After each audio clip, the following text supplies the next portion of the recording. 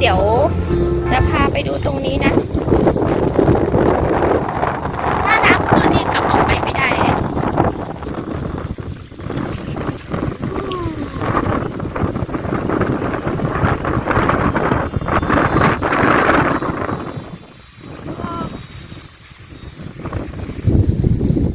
แล้วเราก็มาเจอกระบองเพชรอีกแล้ว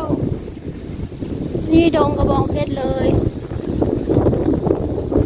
สวยสวยสวยสวยนี่ดู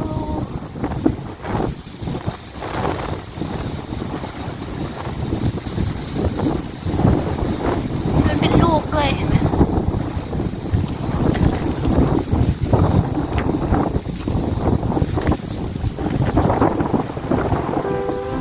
อากาศดีมากๆเลยค่ะทุกคน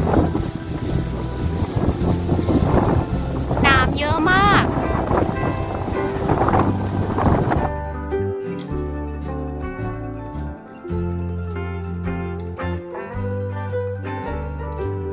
ทุกคนเราเจอถ้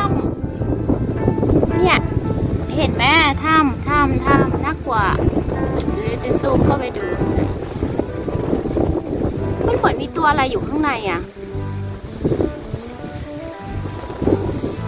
เนี่ย